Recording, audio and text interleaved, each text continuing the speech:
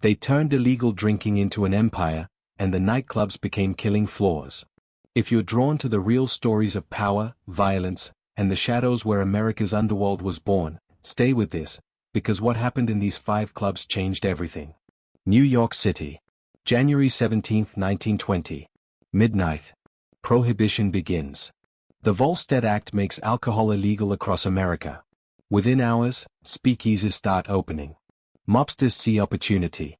Men who fought for nickels and dimes now count bootleg money by the pile. New York transforms into a city of hidden doors, password entries, and basement bars. The nightclubs explode. Jazz music fills smoke-choked rooms. Flappers dance with gangsters. Chorus girls drink champagne with killers. The roaring 20s arrive with bad booze, loose morals, and murder. 5 nightclubs stand out. 5 places where the underworld meets high society. 5 addresses where violence waits behind velvet curtains. The Hotsy Totsy Club. 1721, Broadway. Between 54th and 55th Streets. 2nd floor. The Hotsy Totsy Club opens in 1928. Jack Legs Diamond owns a share. Diamond is Irish-American. He is a bootlegger. He is a thief. He is a killer. He runs liquor for Arnold Rothstein. He hijacks trucks from rival gangs. He survives multiple assassination attempts. Bullets bounce off him like he is made of iron. The newspapers call him the clay pigeon of the underworld. Diamond buys into the Hotsy Totsy for 2 reasons. He needs a place to unload unsold whiskey. And he loves to dance. The club becomes his headquarters. His men drink there. His enemies know where to find him. Diamond does not hide. July 13, 1929. Late night. The club is full. Music plays. Drinks flow. 3 men walk in. Pete Cassidy. William Red Cassidy. Simon Walker. They are drunk. They are loud. They approach the bar. They threaten the bartender. Words are exchanged. Diamond is sitting at a table with Charles and Tratter. Both men are armed. The argument escalates. Red Cassidy gets aggressive. Diamond stands up. He pulls his pistol. Entrata does the same. The shooting starts. Simon Walker takes 2 bullets to the head. He drops in front of the bar. Red Cassidy takes 3 shots. He falls beside Walker. Pete Cassidy runs. He makes it outside. He escapes. Simon Walker dies instantly. Red Cassidy dies within minutes. Police arrive at 1721 Broadway. They find 2 bodies. They find blood on the floor. They find shell casings. They find nothing else. No witnesses. No guns. No suspects. The club had at least 50 people inside when the shooting happened. Police question everyone. No one saw anything. No one heard anything. Everyone's back was turned. The official story holds. 500 witnesses claim they saw nothing. Diamond is charged with murder. He walks free. The case collapses. But the witnesses start disappearing. The bartender vanishes. A waiter named Peter Morello is held in the Tombs prison for protection. Another waiter, Tony Morello, disappears. 3 key witnesses are never seen again. Police Commissioner Grover Whalen makes a public statement on August 27, 1929. He declares that 3 witnesses wanted in the Hotsy Totsy case have been murdered. Their bodies are never found. The Hotsy Totsy Club closes. Diamond's reputation on Broadway is finished. Killing 2 men in your own club is considered sloppy work. Diamond moves his operations elsewhere. He continues bootlegging.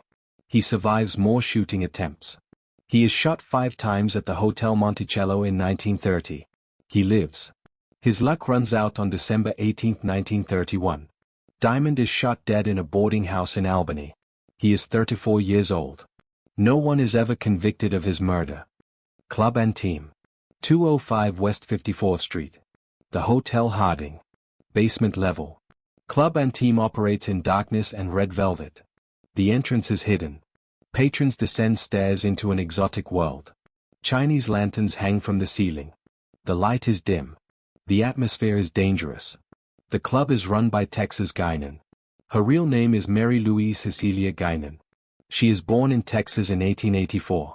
She moves to New York in her 20s. She is an actress first. She appears in silent films. She plays tough women and frontier girls. She transitions to nightclub work during Prohibition. She becomes the queen of New York nightlife. Guinan is loud. She is brash. She is magnetic.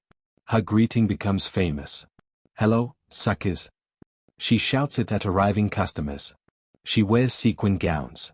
She carries a police whistle. She blows it when the party gets dull. She flirts with millionaires and mobsters equally. She makes everyone feel special. She makes everyone spend money. Club Antime is her stage. She presides over the basement speakeasy like royalty. The club is cozy. The drinks are expensive. The entertainment is exotic. Only Madden has connections to the place. Madden is a bootlegger. He is released from Sing Sing prison in 1923. He takes control of several Harlem nightclubs. He supplies liquor to Club Antime. He protects Guinan from competitors. The club operates for years without major incident. Raids happen occasionally. Guinan is arrested multiple times. She treats each arrest like publicity. She poses for photographs. She jokes with reporters. She pays fines and reopens within days. The club survives through charm and mob protection. Dutch Schultz buys Club Antime in the early 1930s. Schultz is born Arthur Simon Flegenheimer. He is a Bronx gangster. He controls beer distribution in Harlem and the Bronx. He is violent and paranoid. He kills competitors. He kills employees. He kills anyone who threatens his business. Schultz renames the club. It becomes Club Abbey. He changes the entertainment. Club Abbey becomes known for its transvestite revue. The shows feature men dressed as women. The performances are elaborate. The audience is mixed. High society mingles with underworld figures. The club attracts attention from police and reformers. A mobster brawl erupts in Club Abbey in 1933. Guns are drawn. Shots are fired. Multiple people are wounded. Police shut the club down permanently. The location never reopens as a nightclub. Texas Guinan is already gone. She dies on November 5, 1933, while touring in Canada. She is 49 years old.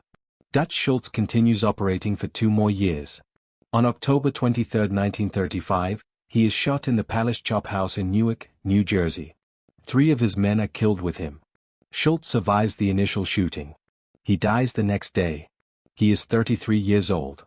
His murder is never solved. Most historians believe Charles Lucky Luciano ordered the hit. West 47th Street, Manhattan. The Casablanca Club opens in the late 1920s. Larry Fay owns it. Fay is an Irish-American mobster. He is born in New York in 1888. He starts as a taxi driver. He buys more taxis. He builds a fleet. He uses the taxis to smuggle liquor from Canada. He runs the border multiple times. He makes substantial money. He invests in nightclubs. The Casablanca is his showpiece. Fay spends large sums renovating a mansion on West 56th Street for his final club location. He later moves operations to West 47th Street. The club features exotic decor. The name evokes Morocco and mystery. The drinks are expensive. The entertainment is first-rate. Fay supplies the alcohol himself. His Canadian smuggling operation keeps the club stocked. Fay is flashy. He wears expensive suits. He drives luxury cars. He dates showgirls. He is seen at Broadway openings. He is photographed with celebrities. He cultivates an image of success. But beneath the surface, problems grow. The Depression hits in 1929. Money tightens. Customers spend less. Club revenues drop. Fay cuts costs. He reduces staff salaries. He cuts doorman wages. The employees resent the cuts. Tensions rise. Fay ignores the warnings. December 31, 1932. New Year's Eve. The Casablanca hosts a party. The club is full. Champagne flows. Music plays. Midnight passes. The celebration continues into the early morning hours of January 1, 1933. The party winds down. Guests leave. Staff begin cleaning. Around 7:30 p.m. on January 1st, Edward Maloney arrives at the club. Maloney is a doorman. He worked at Casablanca until recently. He was part of the wage cuts. He is angry. He has been drinking. He confronts Fay in the vestibule at 33 West 56th Street. They argue about the pay cuts. Voices rise. Maloney pulls a gun. He shoots Faye multiple times. Faye collapses. He dies before medical help arrives. Maloney flees. He disappears into the city. Police issue a warrant. Detectives search for him. On January 3, 1933, Maloney surrenders. He walks into police headquarters. He admits drinking heavily. He claims he does not remember shooting anyone. He is charged with murder. The case goes to trial. Maloney's defense argues temporary insanity caused by alcohol. The jury finds him guilty of manslaughter. He serves time in prison. Larry Fay is 44 years old when he dies. The Casablanca Club closes permanently. His taxi fleet is sold off. His bootlegging operation dissolves. He is buried in New York. Few gangsters attend his funeral. The Depression has changed the underworld. Money is scarce. Old alliances mean nothing. Fay's murder barely makes headlines outside New York. The Stork Club. West 58th Street.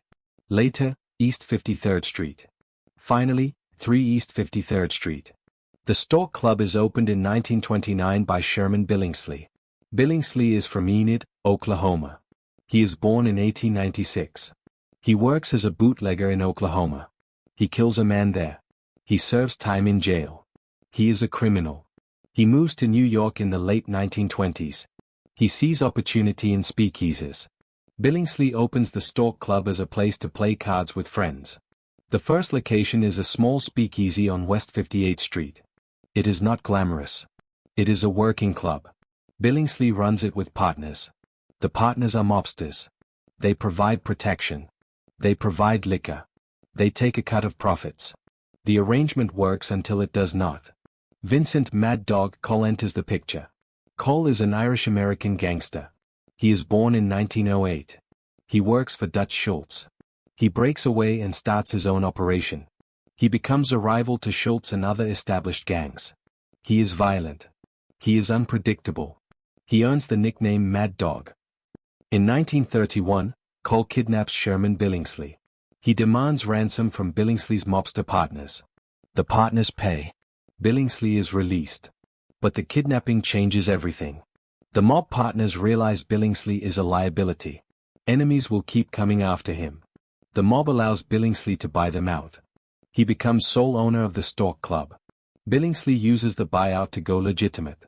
When Prohibition ends in 1933, the Stork Club becomes a legal establishment. Billingsley moves to bigger locations. He opens at East 53rd Street. He expands the club. He adds a cub room for VIP guests. He creates an exclusive atmosphere. He courts celebrities. He treats famous customers like royalty. He bans others for minor infractions. The Stork Club becomes the most famous nightclub in America. Gossip columnist Walter Winchell makes it his headquarters. Winchell has a private table. He broadcasts his radio show from the club. He fills his newspaper columns with Stork Club gossip. Movie stars visit. Politicians visit. Baseball players visit. The wealthy elite make it their playground. Billingsley rules the club with absolute control. He decides who enters. He comps drinks for favorites. He throws out troublemakers. He keeps lists of banned customers. He never forgets an insult. The club operates for decades. It survives wars and recessions. It remains the symbol of New York glamour until the 1960s. The Stork Club closes in 1965. Television has changed nightlife. The old cafe society is dead.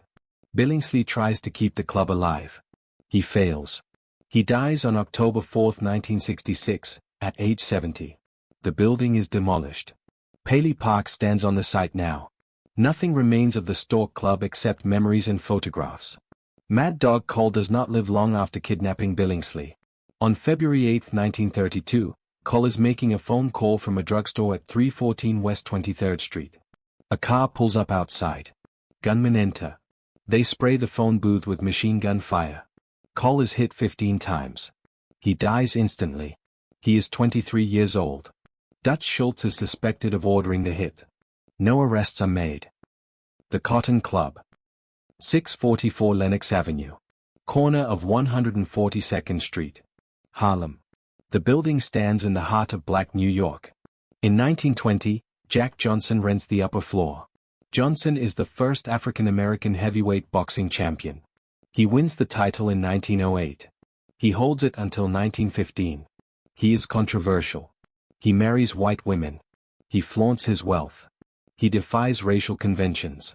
White America hates him. He is convicted under the Mann Act in 1913 for transporting a woman across state lines. He flees to Europe. He returns in 1920 and serves his sentence. Johnson opens Club Deluxe while still fighting legal battles. He creates a supper club. The capacity is 400 seats. He books jazz musicians. He creates an intimate atmosphere. The club caters to Harlem's growing entertainment district. Black performers and black audiences fill the space. Johnson manages the club while dealing with legal problems. The club operates for 3 years. In 1923, Oni Madden is released from Sing Sing prison. Madden is born in England in 1891. His family emigrates to New York when he is 11. He joins a street gang called the Gophers. He becomes the leader. He is nicknamed the Killer. He is arrested multiple times. In 1912, he is convicted of murder and sentenced to 10 to 20 years. He serves 9 years. Upon release, Madden moves to control bootlegging in Manhattan. He partners with other mobsters. He takes over nightclubs. He sees potential in Johnson's Club Deluxe. Madden approaches Johnson with an offer. The details are never made public. Johnson leaves. Madden takes over. He renames the club. It becomes the Cotton Club. Madden expands the space. He increases capacity to 700 seats. He renovates the interior. He creates a plantation theme. The decor features cotton plants and southern imagery. He establishes a strict policy. The performers are black. The audience is white only. African Americans are not admitted as customers. The policy is enforced without exception. The Cotton Club opens in September 1923. Madden books Duke Ellington and his orchestra. Ellington performs nightly. His music becomes the sound of the jazz age. The Cotton Club becomes famous for its shows. Dancers perform in elaborate costumes. Many wear minimal clothing. The choreography is provocative. The audience is wealthy white New Yorkers seeking exotic entertainment. The club attracts celebrities. Broadway stars visit. Movie stars from Hollywood visit. Politicians come in secret. Gangsters sit at the best tables. Madden ensures everyone behaves. Violence inside the club is forbidden. The Cotton Club is neutral territory. Rival mobsters can drink together without incident. Madden's reputation ensures compliance. The music is exceptional. Duke Ellington develops his signature sound at the Cotton Club. His residency lasts from 1927 to 1931. Cab Calloway takes over after Ellington leaves. Calloway brings his own style. His energetic performances pack the house. Other performers rotate through. Lena Horne sings there. Count Basie plays there. Ella Fitzgerald performs there. Ethel Waters headlines shows. The Cotton Club represents a contradiction. It showcases African American talent while excluding African American customers. The performers are celebrated inside the club and segregated outside. They can perform but cannot sit in the audience. They can entertain white customers but cannot socialize as equals. The policy reflects the racial dynamics of 1920s America. Madden runs the Cotton Club with business discipline. He pays performers well. He ensures quality shows. He maintains strict standards. He protects the club from rival gangs. His bootlegging operation supplies the liquor.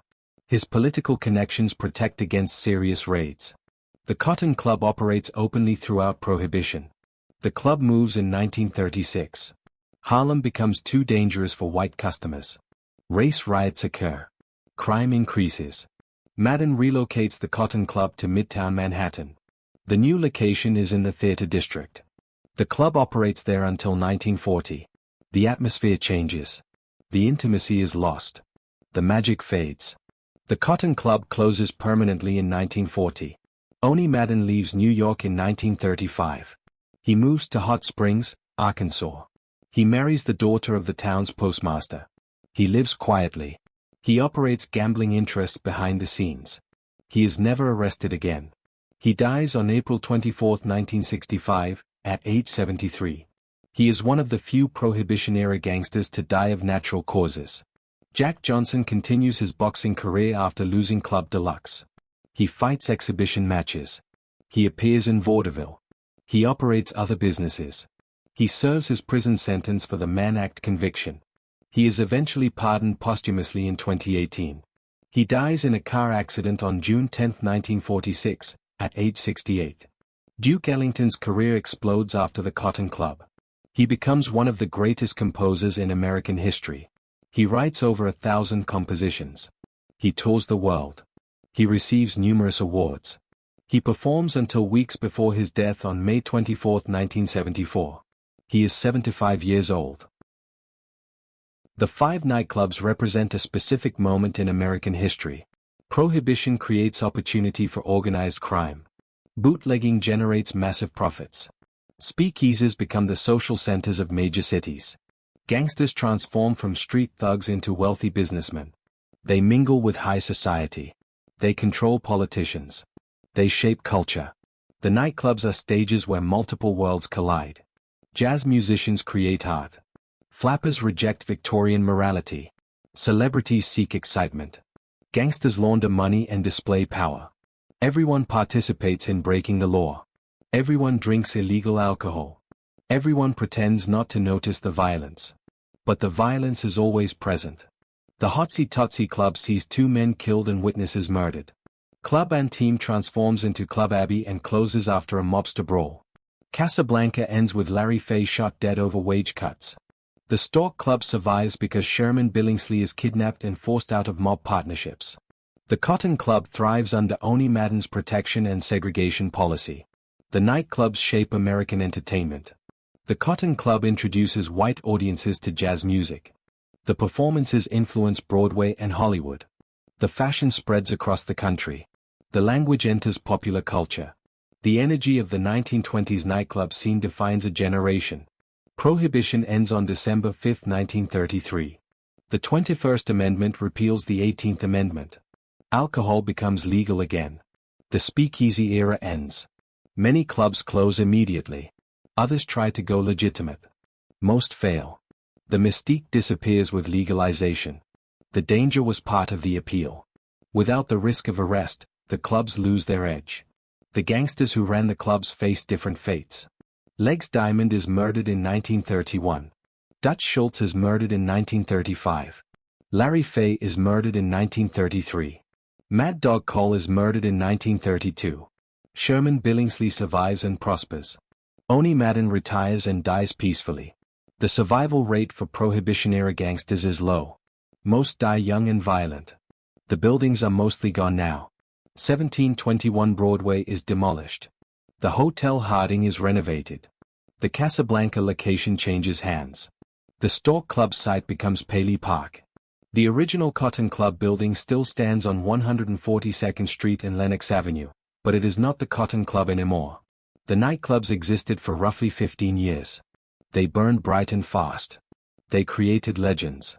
They launched careers. They destroyed lives. They generated fortunes.